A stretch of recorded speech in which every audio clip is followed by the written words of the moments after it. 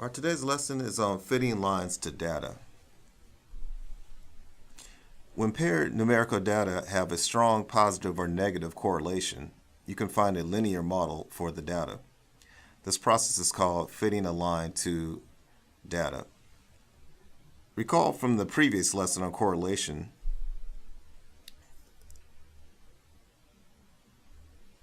so we have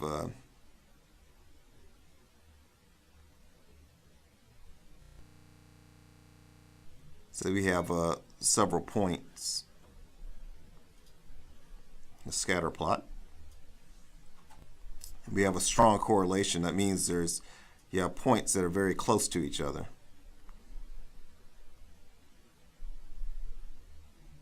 And what you want to do is find a line that can be close, that represents this this data. It may not go through all the points, but it's going to have an even amount of points from the top to the bottom of the line.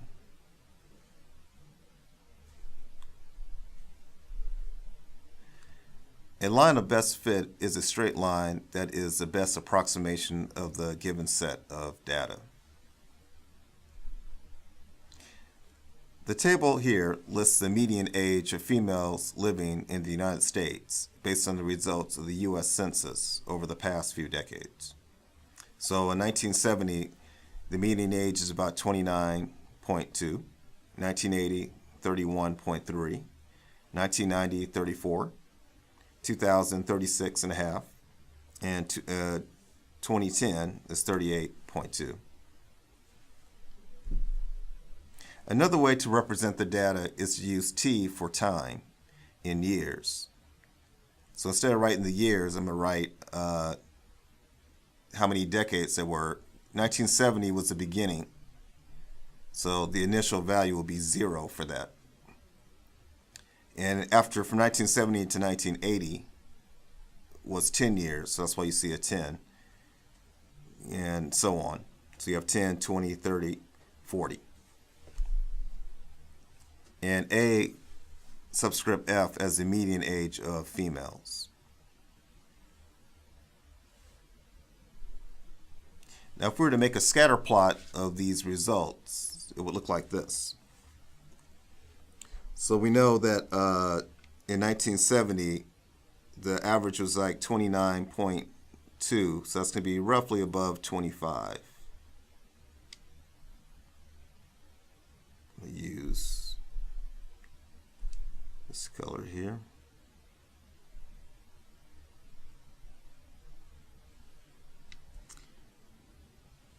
Give me a second, I'm going to use a brighter color. So roughly there. In 1980, it was 31.3. So let's say 20 years from that, it should be right below 35 there. In 1990, we said 34.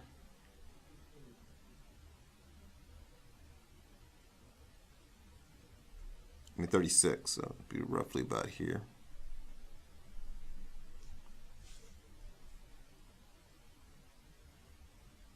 All right, then 40, 38.2. And if you look at it, it kind of looks like it forms a line. But be careful, it's not necessarily in a straight line. But we can determine from the scatter plot, we can definitely make a linear model, because it kind of forms a line here.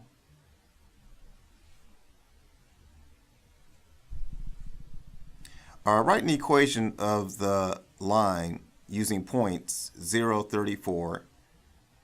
That means in 20 years from 1970, the average age of females was 34, and 30, 36.5. That means 30 years from 1970, the average age of females was 36.5 years old. So what we're going to use is the slope formula. Difference in y divided by the difference in x. And we're going to plug it into the slope-intercept form to get the equation. So if you subtract these y coordinates,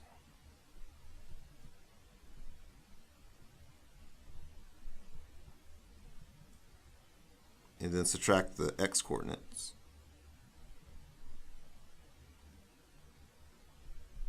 we're going to wind up with 2.5 over 10, which is 0.25.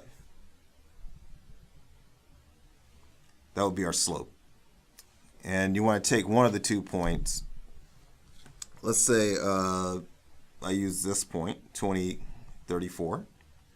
Y is 34, so I put 34 here. My slope is 0.25. X is 20. And I solve for B, which is my y-intercept. So 0.25 times 20 is 5.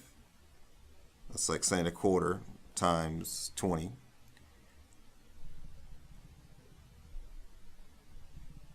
I subtract 5 from both sides, and I get 29 for my y-intercept. So my equation is going to be y equals, my slope is 0.25, x plus 29. So this is a possible line of fit.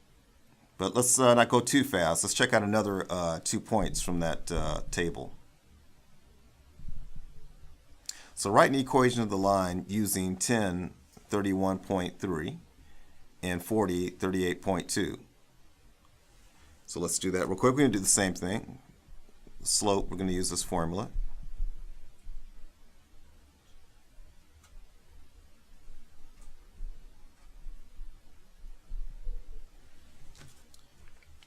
All right, so let's say I put 38.2 minus 31.3, 40 minus 10. That's going to give me 6.9 over 30, which gives me 2.3. So right away I notice those lines aren't straight because I have two different slopes. So those lines don't really line up in the scatter plot. And what I'm going to do is plug it into y equals mx plus b. So let's say I use this point. So my y is going to be 31.3. My slope is 0.23. X is 10. And I'm trying to solve for the y-intercept b. So this is 2.3 plus b, 31.3. And what I'm going to do is subtract 2.3 to both sides. So my y-intercept is going to be 29. Notice I get the same y-intercept, but I have a different slope. So my equation is going to look like this.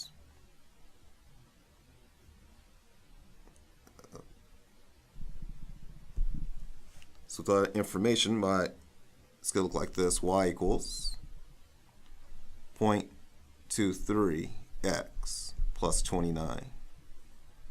Now the previous one was y equals 0.25x plus 29.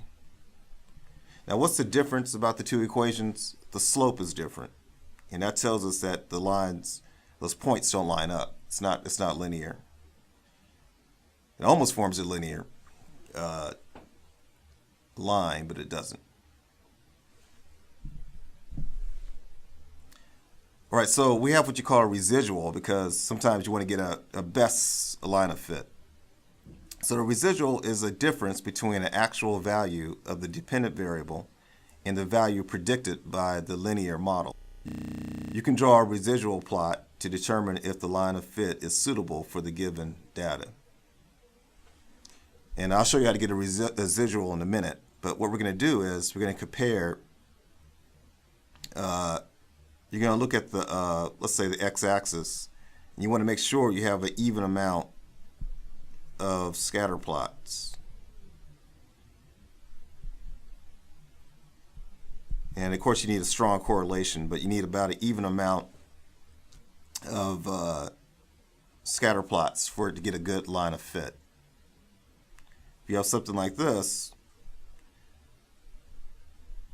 where everything's on one side, that's not going to be a good line of fit.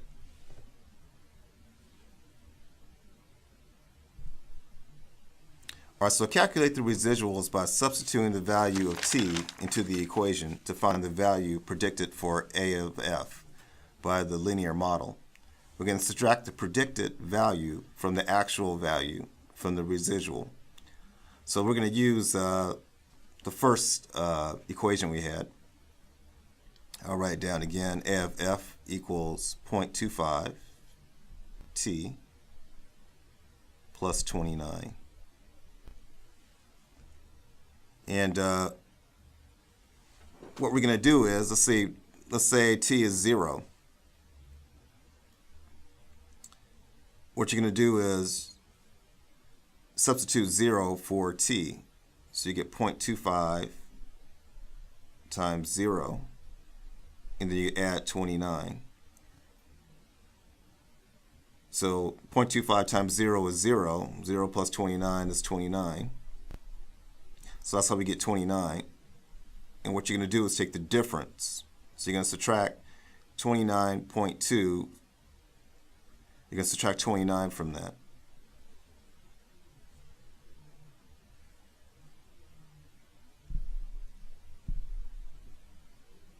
So you take 29.2 and subtract 29, you're going to get 0.2. That's what we have here. Let's do the same thing with the other. Let's say t is 10. So I put 0.25 times 10, and we're going to add 29. That's going to be 2.5 plus 29. So that's going to give us 31.5. But if you subtract 31.5 from 31.2, you're going to wind up with a negative 0.2. And you're going to repeat this process. So when you do that, you're going to wind up with here, you're going to wind up with 0. I mean 0 for the residual here because this is 34. 34 minus 34 is 0. Here you should get 36.5. And again, that's what the actual value was, so the residual will be 0 here.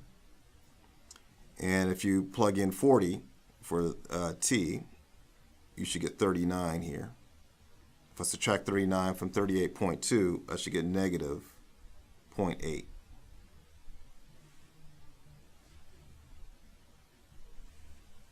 All right, let's look at the residual plot and see if there's a line of good fit for this particular linear equation.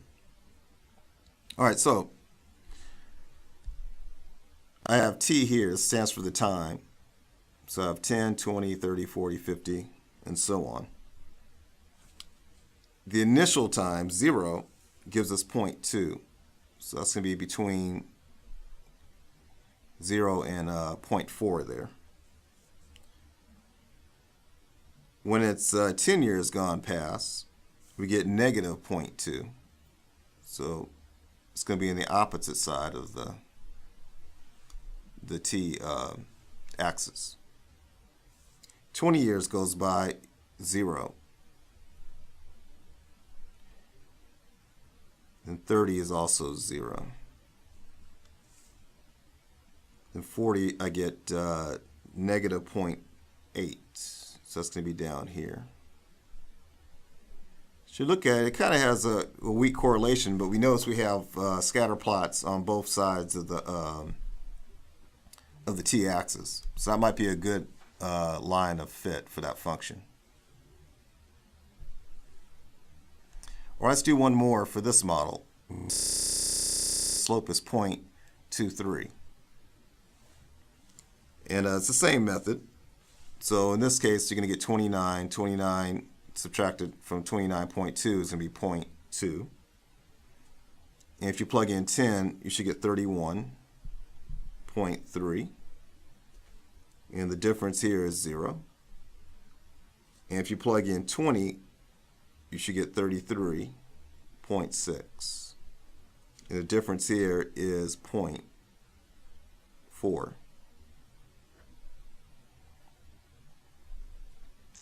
And if you plug in 30, you should get 35.9. And the difference here is 0.6. And as you plug in 40, you should get 38.2. And the difference there is 0 because the actual value is 38.2. All right, let's look at the residual plot on this. All right, so the initial is 0.2, just like the other one. And 10 years, I get 0. 20, I get 0.4. 30, I get 0.6. It's going to be up here roughly. And then 40 is 0. Notice that all the scatter plots are on, there's no scatter plots below the t-axis. So it seems like the previous one might have a better line of fit. So which model is the best fit for this data? It's going to be this one.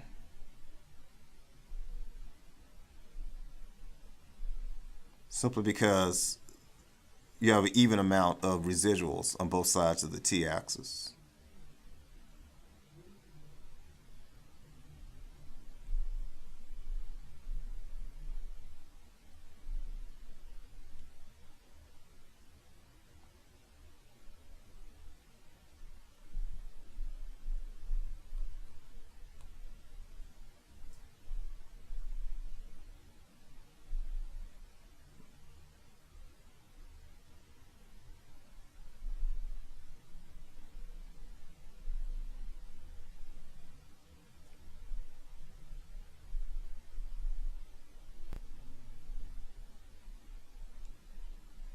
Yeah, since you have an even amount of residual plots around the t-axis, this will probably be your better line of fit.